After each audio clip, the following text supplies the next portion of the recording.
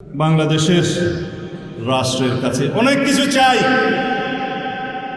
আপনারা রাষ্ট্রের কাছে অনেক কিছু চান, কিন্তু রাষ্ট্র পরিচালনার মধ্যে সবচাইতে মূল্যিত হওয়া উচিত আমরা রাষ্ট্রকে কি দিতে পারি। একটু আগে বিএনপির স্থায়ী কমিটির সদস্য জনাব সালাউদ্দিন আহমেদ সাহেব বলেছেন, আমরা সবাই রাষ্ট্রের কাছ থেকে দাবি দাওয়া পেশ করি, খুব স্বাভাবিক, কিন্তু রাষ্ট্রকে আমাদের দেওয়ার চেষ্টা করা দরকার। তার সাথে পরিপূর্ণভাবে সহমত পোষণ করে একটি কথা আমি বলতে চাই, সেটা হলো এদেশের 3 লক্ষ মসজিদের কমপক্ষে 6 লক্ষ ইমাম মুয়াজ্জিন রাষ্ট্রকে দেওয়ার জন্য প্রতিনিয়ত চেষ্টা করেন এবং দিয়ে যাচ্ছেন। দুর্ভাগ্যজনক বাস্তবতা, স্বাধীনতার 50 বছর পরেও ইমাম মুয়াজ্জিন এবং আলেম ওলামাদের কোনো অবদানের স্বীকৃতিটুকু রাষ্ট্র কখনো দিতে পারে নাই। আজও বাংলাদেশের চেহারাকে যদি পরিবর্তন করে দিতে হয়, আজও বাংলাদেশকে যদি স্বনির্ভর করতে হয়, আজও বাংলাদেশের পরিবেশ সচেতনতা সৃষ্টি করে যদি সাফল্য অর্জন করতে হয়, পরিবেশ বিপর্যয় যদি রোধ করতে হয়, যে কোনো দুর্যোগ মোকাবেলা যদি সফলভাবে করতে হয়, দেশের শুধু মসজিদগুলোকে ইমাম মুয়াজ্জিনদেরকে যদি রাষ্ট্র অন করে, ইমাম মুয়াজ্জিনদেরকে যদি সে সুযোগ দেয়, তাদেরকে যদি অন্তত কাজ করবার পরিবেশটা করে দেয়, আমার বিশ্বাস বাংলাদেশের চেহারা পরিবর্তন করতে আর কোনো কিছুর তেমন বেশি প্রয়োজন হবে না।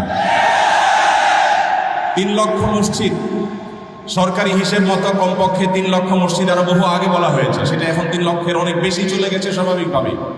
3 লক্ষ মসজিদে প্রতি জুমার দিনে 12:30 থেকে 1:30 পর্যন্ত এই সময়ের মধ্যে গড়ে যদি 100 মানুষ একটা মসজিদে জুমার নামাজে খতিব সাহেবের খুতবা শোনার জন্য আসেন, তাহলে 3 কোটি মানুষ হয়।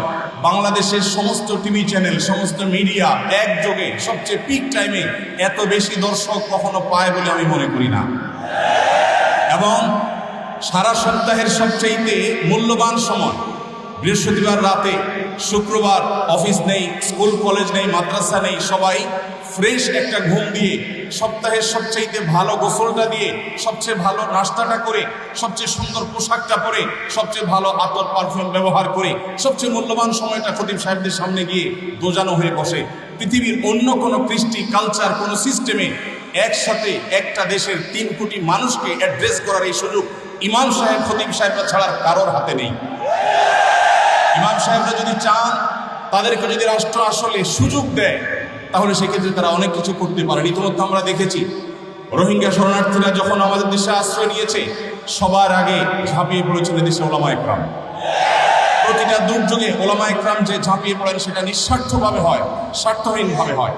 আমার উদাত্ত আহ্বান যে আগামী বাংলাদেশে এদেশের মসজিদগুলোকে, আলেম ওলামাদেরকে যেন রাষ্ট্র অন করে, তাদেরকে কাজের সুযোগ দেওয়া হয়। কোনো বেতন ভাতার সুবিধা দেওয়া, এটা আসলে দয়া দাক্ষিণ্যের বিষয় নয়। এদেশে আইন শৃঙ্খলা যতটুকু নিয়ন্ত্রণে আছে, এর জন্য আইন শৃঙ্খলা রক্ষাকারী বাহিনী, সংশ্লিষ্ট বিভিন্ন ডিপার্টমেন্টের যেমন অবদান আছে, আমি মনে করি মসজিদের মিম্বরগুলো, মাহফিলের মঞ্চগুলোর অবদান তার চাইতে কোনো ক্রমে কম নয়। এদেশ থেকে যৌতুককে যে জাদুঘরে পৌঁছে দেওয়া হয়েছে, কারা জাদুঘরে যৌতুককে পৌঁছে দিয়েছে?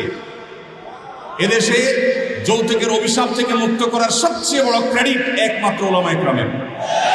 এখনো কোনো মসজিদের মিম্বর থেকে, কোনো মাহফিলের মঞ্চ থেকে মানুষকে চুরি করতে, দুর্নীতি করতে, ডাকাতি করতে, মাদকাসক্ত হতে, কোনো খারাপ কাজের প্রতি আহ্বান করা হয় না।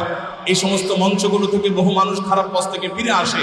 আমরা যদি একটা সৎ, দক্ষ এবং ভালো নাগরিক গড়ে তুলতে চাই, তাহলে সেক্ষেত্রে মসজিদগুলোকে আমাদের অন করতে হবে। আমি বিশ্বাস করি আগামী বাংলাদেশে সেটি হবে, আমরা সবাই সেটি প্রত্যাশাও করি। আমরা মসজিদ কেন্দ্রিক যে সমস্ত ব্যবস্থাপনা করা যায়, পরিবেশ সুরক্ষা, পরিচ্ছন্নতা অভিযান, দারিদ্র বিমোচন, স্কিল ডেভেলপমেন্টমূলক বহুমুখী কার্যক্রম আমরা সম্পন্ন করতে পারি। আমি সালাউদ্দিন ভাইয়ের সাথে পরিপূর্ণ একমত। শুধুমাত্র রাষ্ট্রের কাছ থেকে নেওয়ার ব্যাপার না, আমাদেরকে দেওয়ার চেষ্টা করতে হবে। এবং আমার বিশ্বাস ওলামা একরাম সেটা করতে চান, কিন্তু তাদেরকে সেই সুযোগটা দেওয়া হয় না। এদেশের আলেমদের কোন অবদানকে আজ 50 বছরের মধ্যে স্বীকৃতি দেওয়া হয়েছে আমি জানতে চাই। দুর্ভাগ্যজনক বাস্তবতা, সেটি আসলে হয়নি। তা আমরা নতুন বাংলাদেশে অন্তত প্রত্যাশা করি যে আমরা সবাই মিলে, শুধু আলেম ওলামা নয়, সকল ধর্মের মানুষ কাঁধে কাঁধ মিলিয়ে আমাদের প্রিয় বাংলাদেশকে আমরা বিশ্বের দরবারে উন্নতির চরম শিখরে পৌঁছতে চাই। আমাদের পরে স্বাধীনতা অর্জন করে পৃথিবীর বহু দেশ এমন অগ্রসর হয়েছে যেটা দেখে আমাদের কষ্ট হয়, দুঃখ হয়। আজকে ভূমিকম্পের যে ভয়াবহতা নিয়ে প্রত্যেকটা মানুষ আতঙ্কে দিন পার করছে, কি হয়েছে এদেশে? একটি মানুষের জীবন নিরাপদ করবার জন্য যথাযথ ব্যবস্থাটুকু পর্যন্ত আমরা নিতে পারিনি। আমি আশা করি আগামী বাংলাদেশে যারাই আসবেন আমরা প্রত্যেকে এই ব্যাপারগুলোতে সচেতন থাকব। আমরা দোয়া করি আল্লাহ রাব্বুল আলামিন আমাদের রাজনৈতিক নেতৃত্বকে সেরকম শক্তি, সামর্থ্য, মানসিকতা সবকিছু দান করেন।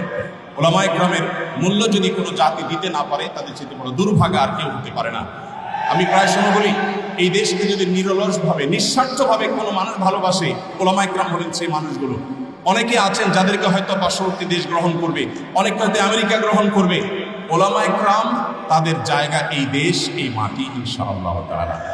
আমি আশা করছি মসজিদে ওলামায়ে কেরাম নির্বিঘ্নে তাদের দায়িত্ব পালন করবেন। আলেমদেরও দায়িত্বশীলতার জায়গা আছে, আলেমরা যথেষ্ট দায়িত্বশীল আছেন, আমাদের দায়িত্বগুলো পালন করতে হবে। রাষ্ট্রকে এগিয়ে নিয়ে যাওয়ার পিছনে আমাদের ভূমিকা পালন করতে হবে, ঐক্যবদ্ধভাবে কাজ করতে হবে।